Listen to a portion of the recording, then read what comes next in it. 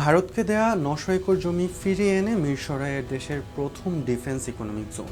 আধিপত্যের অবসান ও সামরিক আত্মনির্ভরশীলতার নবদিগন্ত ২০২৬ সালের ২৬ জানুয়ারি বাংলাদেশ অর্থনৈতিক অঞ্চল কর্তৃপক্ষের গভর্নিং বোর্ডের একটি সভায় বাংলাদেশের শিল্প ও প্রতিরক্ষা ইতিহাসের এক যুগান্তকারী সিদ্ধান্ত গৃহীত হয়। মিরসরাইয়ের ন্যাশনাল স্পেশাল ইকোনমিক জোনের প্রায় ৯০০ একর জমি, যার একসময় ভারতের জন্য সংরক্ষিত ছিল, তা পুনরুদ্ধার করে সেখানে দেশের প্রথম মিলিটারি বা ডিফেন্স ইকোনমিক জোন গড়ার চূড়ান্ত ঘোষণা দেওয়া হয়েছে।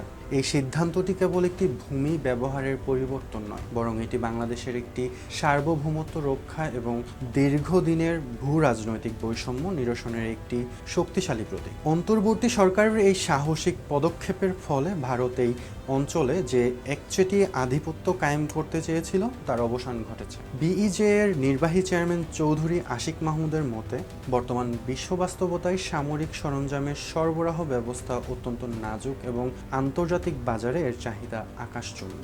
ইউক্রেন রাশিয়া যুদ্ধ থেকে শুরু করে মধ্যপ্রাচ্যের অস্থিতিশীলতা প্রমাণ করেছে যে সংকটের সময় অন্যের উপর নির্ভরশীল থাকা আত্মঘাতী। তাই মিরসরাইয়ের এই জোনটি হবে বাংলাদেশের সামরিক ঢাল, যা প্রাথমিক পর্যায়ে বুলেট ও ট্যাঙ্কের আনুষঙ্গিক যন্ত্রাংশ তৈরির মাধ্যমে যাত্রা শুরু করবে এবং ধাপে ধাপে ভারী অস্ত্রশস্ত্র উৎপাদনের দিকে অগ্রসর হবে।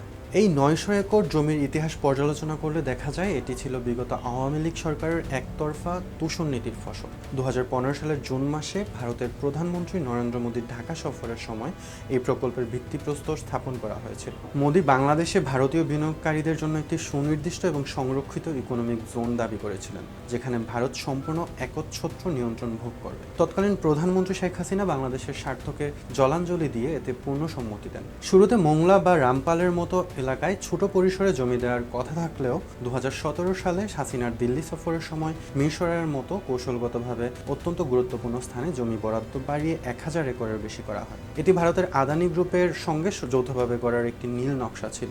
সবচাইতে আপত্তিকর বিষয় ছিল প্রকল্পের শর্তাবলী, যেখানে স্পষ্ট উল্লেখ ছিল যে এই জোনের উন্নয়ন থেকে শুরু করে কার্যক্রম পরিচালনার জন্য কোনো বাংলাদেশি কন্ট্রাক্টর বা জনবল নিয়োগ দেওয়া হবে না। প্রকৌশলী থেকে শুরু করে সাধারণ শ্রমিক পর্যন্ত সবাই আসবে ভারত থেকে। কার্যত বাংলাদেশের বুকের ভেতর ভারত একটি মিনি ভারত, যা স্বতন্ত্র অর্থনৈতিক উপনিবেশ গড়ার স্বপ্ন দেখেছিল, যেখানে বাংলাদেশের কোনো মানুষের প্রবেশের বা কর্মসংস্থানের অধিকার ছিল না। মিরসরাইয়ের ভৌগোলিক অবস্থানে এই প্রকল্পের গুরুত্বকে আরও বাড়িয়ে দেয়। এটি চট্টগ্রাম, কক্সবাজার এবং পার্বত্য জেলাগুলোর সংযোগস্থলে অবস্থিত, যাকে ভূ রাজনীতির ভাষায় চিকেন নেক এলাকার নিকটবর্তী কৌশলগত অঞ্চল বলা যায়। ভারত এই জমিটি ব্যবহারের মাধ্যমে তাদের উত্তর পূর্বাঞ্চলীয় রাজ্যগুলোতে পণ্য রফতানি সহজ করতে চেয়েছিল, অথচ বাংলাদেশের শ্রমিকদের সেখানে কাজ করার কোনো সুযোগ করা হয়নি। শেখ হাসিনা এই প্রকল্পটিকে ভারতের সঙ্গে সম্পর্কের ডিফ্রস্টিং বা বরফ গলার প্রতীক হিসেবে প্রচার করলেও এটি ছিল মূলত একতরফা সুবিধা দেওয়ার একটি দলিল।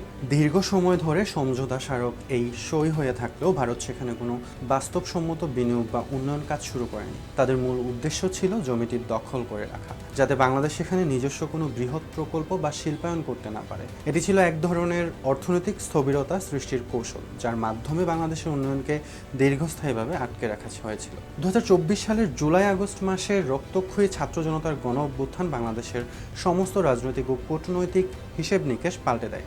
শেখ হাসিনা সরকারের পতনের পর প্রফেসর মোহাম্মদ ইউনূসের নেতৃত্বে গঠিত অন্তর্বর্তীকালীন সরকার প্রতিটি জাতীয় প্রকল্পের স্বচ্ছতা ও জনস্বার্থ যাচাই শুরু করে। তদন্তে দেখা যায় ভারতীয় ইকোনমিক জোন প্রকল্পটি বাংলাদেশের অর্থনীতির জন্য কোনো সুফল বয়ে আনবে না, বরং এটি সার্বভৌমত্বের জন্য হুমকি।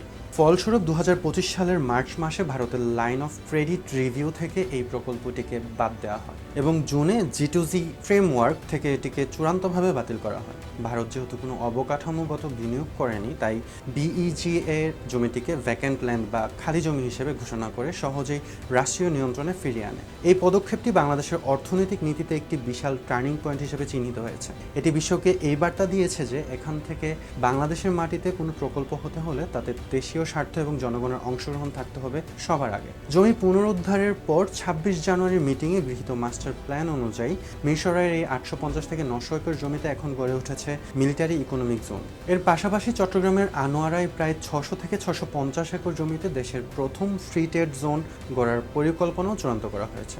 এই ফ্রি ট্রেড জোনটি হবে দুবাইয়ের জেবেল আলীর মতো, যেখানে কাস্টমস ও শুল্কমুক্ত সুবিধায় বিশ্বের যে কোনো দেশ তাদের পণ্য মজুত, প্রক্রিয়াজাত ও পুনরায় রফতানি করতে পারবে। এটি বঙ্গোপসাগরের নীল অর্থনীতির সম্ভাবনাকে শতভাগ কাজে লাগাতে সাহায্য করবে।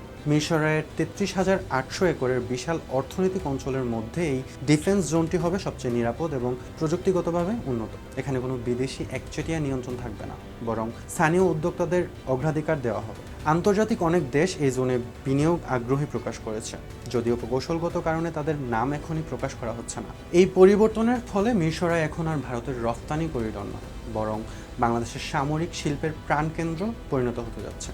প্রস্তাবিত এই ডিফেন্স জোনে কী ধরনের উৎপাদন হবে তা নিয়ে সাধারণ মানুষের ব্যাপক কৌতূহল রয়েছে। এখানে প্রাথমিকভাবে বেসিক ওয়ারফেয়ার ইকুইপমেন্ট যেমন উন্নত মানের বুলেট শেল এবং ট্যাঙ্কের বিভিন্ন মেকানিক্যাল পার্টস তৈরি হবে। বর্তমানে বাংলাদেশের একমাত্র রাষ্ট্রীয় মালিকানাধীন অস্ত্র কারখানা দেশের সম্পূর্ণ চাহিদা মেটাতে পারছে না এবং এর প্রযুক্তিগত সীমাবদ্ধতাও রয়েছে। নতুন এই জোনটি প্রাইভেট পাবলিক পার্টনারশিপের মাধ্যমে পরিচালিত হবে, যেখানে দেশি এবং বিদেশি যৌথ বিনিয়োগের সুযোগ থাকবে। তবে শর্ত হচ্ছে এখানে মূল জনবল হিসেবে কাজ করবেন বাংলাদেশের নাগরিক। এই জোনটি শুধুমাত্র দেশের অভ্যন্তরীণ চাহিদা মেটাবে না, বরং আন্তর্জাতিক বাজারে অস্ত্র ও সামরিক সরঞ্জাম রফতানি করে বিপুল পরিমাণ বৈদেশিক মুদ্রা অর্জন করবে। ধারণা করা হচ্ছে এই শিল্প জোনটি দেশের জিডিপিতে প্রায় 1 থেকে 1.5% অবদান রাখবে এবং চট্টগ্রাম অঞ্চলে ক্ষুদ্র মাঝারি শিল্প খাতের বিকাশে সহায়ক হবে। আবাসিক প্রশিক্ষণ কেন্দ্র এবং উন্নত লজিস্টিক সুবিধা গড়ে ওঠার মাধ্যমে এই অঞ্চলটি একটি স্বয়ংসম্পূর্ণ শিল্প শহরে রূপান্তরিত হবে। সামরিক দৃষ্টিকোণ থেকে এই প্রকল্পের গুরুত্ব অপরিসীম।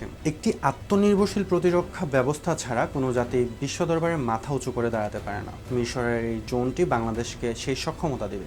আধুনিক যুদ্ধে দেখা গেছে যে কেবল দামি যুদ্ধবিমান বা ট্যাঙ্ক থাকলেই হয় না, সেগুলোর নিরবিচ্ছিন্ন সাপ্লাই চেইন নিশ্চিত করাও সমান গুরুত্বপূর্ণ। এই জোনটি সেই সাপ্লাই চেইন হিসেবে কাজ করবে। এটি আমাদের আধুনিক যুদ্ধে দেখা গেছে যে কেবল দামি যুদ্ধবিমান বা ট্যাঙ্ক থাকলেই হয় না, সেগুলো নিরবিচ্ছিন্ন সাপ্লাই চেইন নিশ্চিত করাও সমান গুরুত্বপূর্ণ।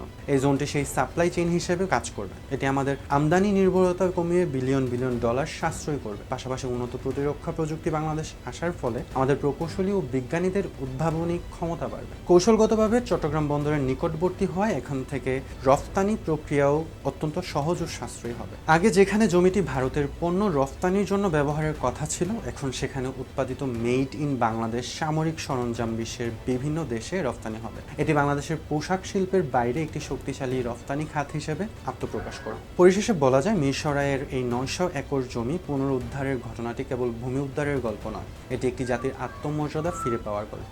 আওয়ামী লীগ সরকারের দেয়া অসম চুক্তির শৃঙ্খল ভেঙে অন্তর্বর্তী সরকার যে ডিফেন্স ইকোনমিক জোনের স্বপ্ন দেখিয়েছে তা বাস্তবায়ন হলে বাংলাদেশ দক্ষিণ এশিয়ায় একটি শক্তিশালী অর্থনৈতিক ও সামরিক শক্তিতে পরিণত হবে। এই জোনটি একদিকে যেমন কর্মসংস্থান সৃষ্টি করবে, অন্যদিকে জাতীয় নিরাপত্তা নিশ্চিত করবে। পরিবেশগত ভারসাম্য রক্ষা করে এবং স্থানীয় জনবলকে সম্পৃক্ত করে এই প্রকল্প সফল করা এখন সময়ের দাবি।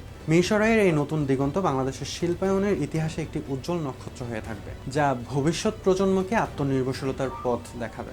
এটি নিশ্চিতভাবেই প্রমাণ করে যে যখন একটি দেশের নেতৃত্ব জনস্বার্থকে প্রাধান্য দেয়, তখন বিদেশি আধিপত্য টিকতে পারে না এবং দেশের সম্পদ দেশের মানুষের কল্যাণেই ব্যবহৃত হয়।